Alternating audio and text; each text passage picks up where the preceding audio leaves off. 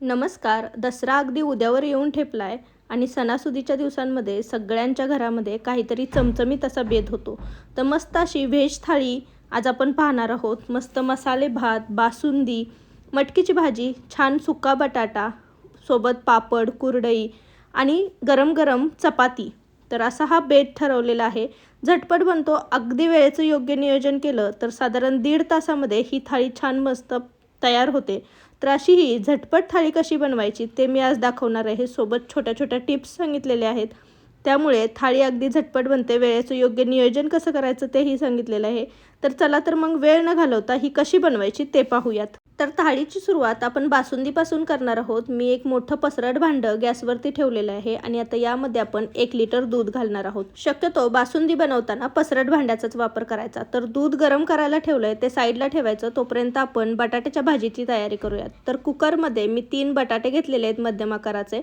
यामध्ये 1 ग्लासभर मी पाणी घातलेलं आहे. कुकरचं झाकण लावायचं आणि याच्या आपण 3 शिट्ट्या करून घेणार आहोत. 3 शिट्ट्यांमध्ये छान बटाटे उकडतात. तोपर्यंत आपल्या दुधाला छान उकळी यायला लागलेली आहे. उकळी आली की दूध आपण छान हलवून घेणार आहोत. यातली सगळी साय मोडून घ्यायची आणि ही व्यवस्थित दुधामध्ये मिक्स करून घ्यायची.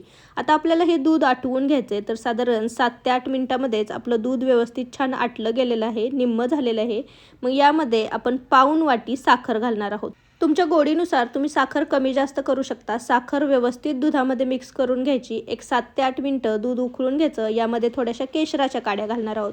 केशरामुळे आपल्या बासुंदीला चव छान येते आणि कलरही छान येतो. सोबतच यामध्ये मी ड्रायफ्रूट्स टाकते. तर इथे मी काजू, बदाम, ड्रायफ्रूट्स तुमच्या आवडीनुसार तुम्ही घालू शकता. तुम्हाला जर ड्रायफ्रूट्सचे चंक्स आवडत नसतील तर हे बारीक करून घातले तरीही चालतील. आता हे व्यवस्थित मिक्स करून घेणार आहोत. साधारण 7 ते 8 मिनिटं अजून आपण बासुंदी छान आटवून घेतलेली आहे. ही अजून घट्ट होते थंड केल्यानंतर. त्यामुळे ह्या स्टेजला आपण गॅसची फ्लेम बंद करणार आहोत आणि बासुंदी थंड करण्यासाठी फ्रीजमध्ये ठेवणार आहोत.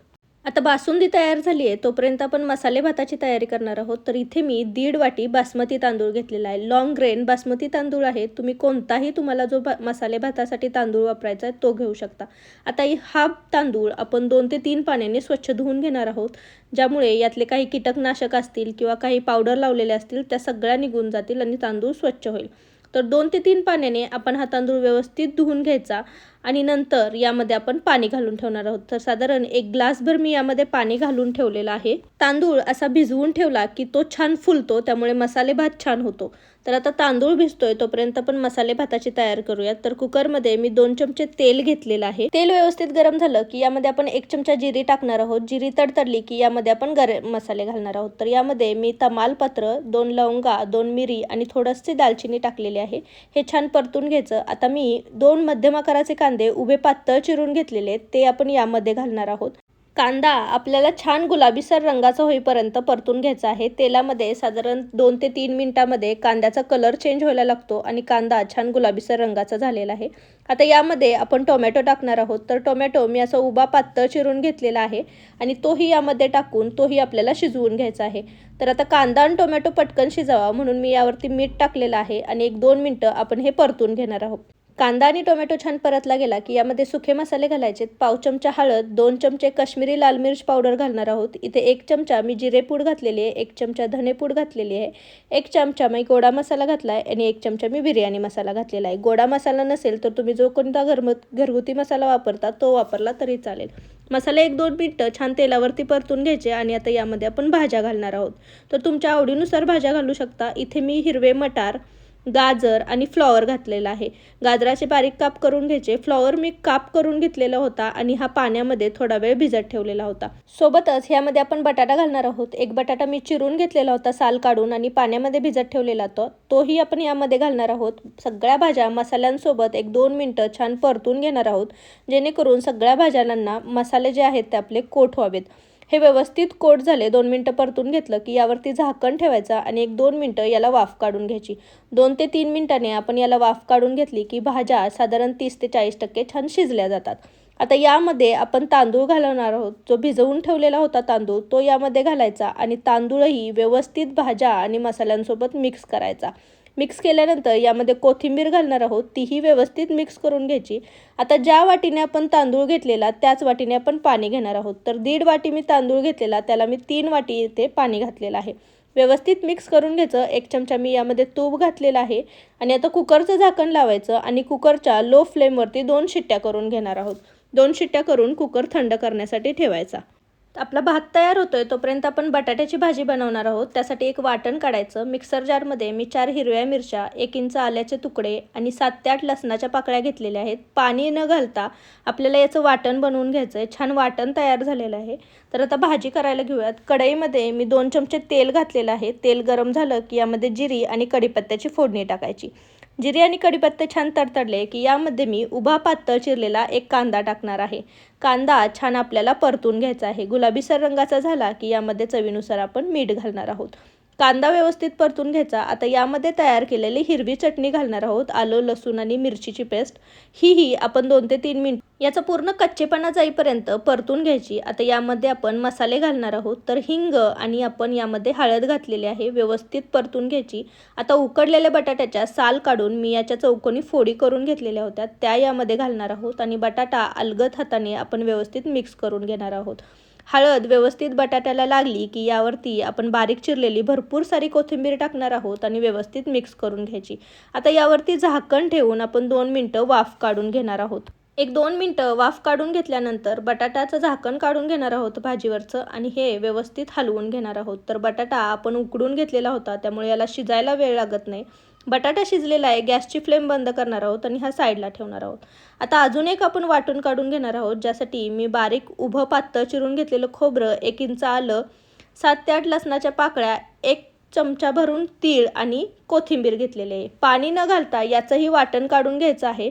मस्त आपलं वाटण तयार आहे. इथे आपण मटकीची पातळसर भाजी बनवतोय. त्यासाठी कढईमध्ये मी 2 ते 3 चमचे तेल घेतलेलं आहे. तेल गरम झालं की यामध्ये जिरी आणि कढीपत्त्याची फोडणी टाकायची. जिरी आणि कढीपत्ता छान तडतडला की यामध्ये हे आपण तयार केलेलं वाटण टाकायचं.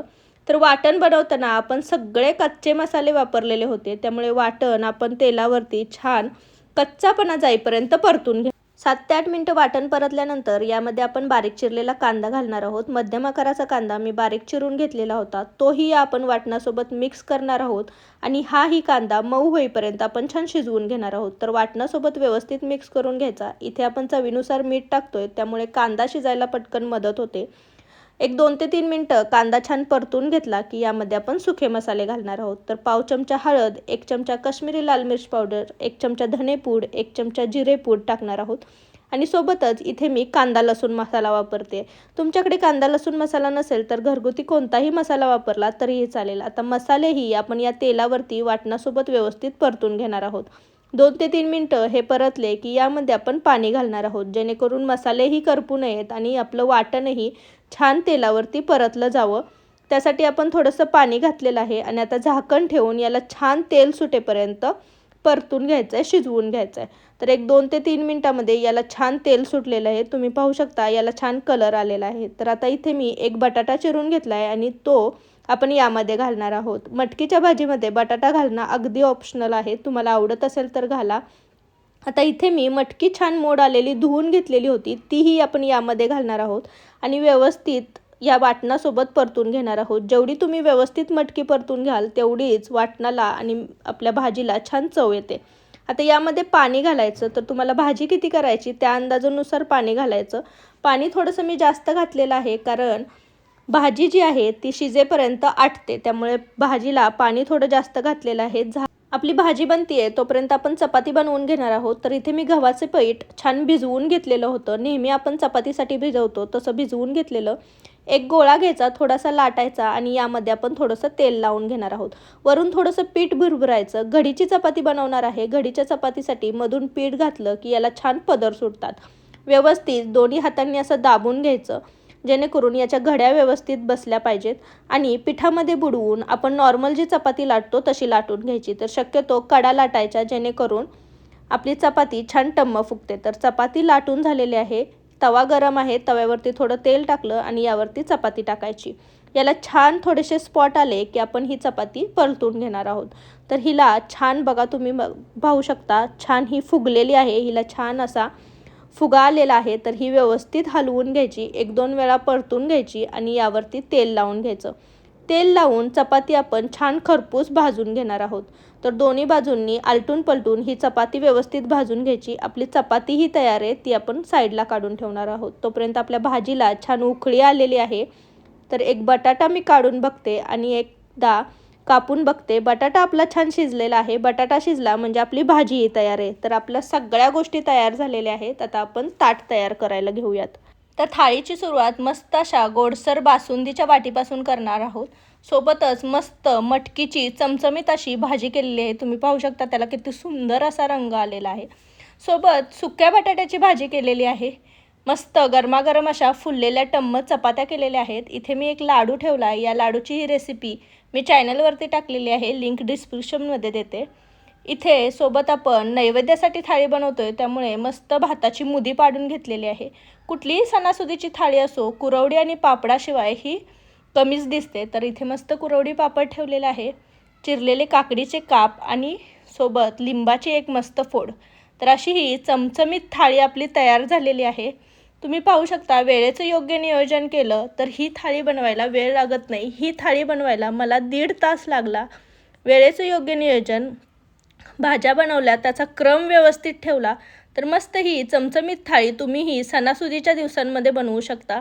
अगदी नैवेद्यासाठीही देवाच्या ठेवू शकता. तर मस्त अशी चमचमीत थाळी तुम्हीही बनवून पहा. कशी झालेली मला कमेंटमध्ये सांगायला विसरू नका. रेसिपी जर आवडली असेल तर रेसिपीला एक लाईक नक्की करा आणि या थाळीमधला तुम्हाला कोणता पदार्थ जास्त आवडला तेही नक्की सांगा. रेसिपी तुमच्या फॅमिली आणि फ्रेंड्ससोबत जास्तीत जास्त शेअर करा. तुम्ही जर माझ्या चॅनलवर नवीन असाल तर चॅनलला नक्की सबस्क्राईब करा आणि जवळचे बेल आयकॉनही दाबा. त्याने माझ्या चॅनलवरच्या नवीन नवीन रेसिपींचे नोटिफिकेशन तुम्हाला मिळत राहतील. तर पुन्हा भेटू अशीच एक चमचमीत झटपट बनणारी थाळी घेऊन. तोपर्यंत थँक्यू आणि तुम्हा सर्वांना विजयादशमीच्या, दसऱ्याच्या खूप खूप शुभेच्छा. सोनं घ्या आणि सोन्यासारखे राहा.